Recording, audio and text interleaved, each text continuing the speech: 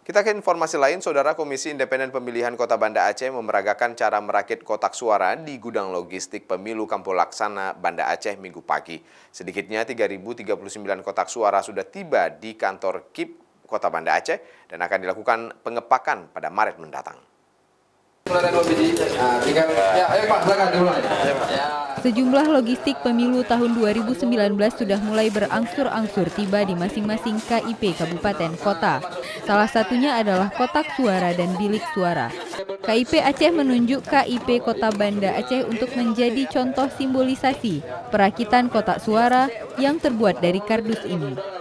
Kegiatan perakitan kotak suara ini dihadiri langsung oleh Komisioner KIP Aceh, Bawaslu atau Panwaslih Aceh, Kapolresta Banda Aceh, serta sejumlah undangan lainnya. Ada 5 kardus yang dirakit sesuai dengan prosedur yang ditetapkan oleh KPU RI. Untuk menjaga keamanan kotak suara yang terbuat dari kardus ini, akan dipasang pengait dan diberi gembok bersegel logo KIP agar terlihat resmi.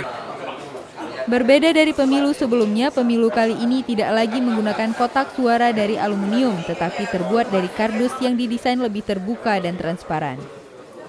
Petugas KIP Kota juga melakukan fumigasi, yaitu metode pengendalian hama menggunakan pestisida, karena kotak suara terbuat dari bahan karton yang rawan basah dan rawan dimakan rayap. Untuk saat ini, jumlah kotak suara yang tersedia baru 3.039 unit, sedangkan kebutuhan yang diperlukan sebanyak 3.060 kotak suara untuk 592 TPS di masing-masing kecamatan. Kebutuhan kita 3.060 untuk 592 TPS, karena setiap TPS butuh 5 kotak suara, setiap kecamatan butuh 9 kotak suara, nanti kemudian di kantor di KIP tingkat kota untuk rekap kita ke provinsi kita butuh 1 lagi. KIP Kota Banda Aceh juga berharap pengiriman kekurangan logistik ini segera dilakukan, mengingat pada awal Maret nanti akan dilakukan pengepakan logistik.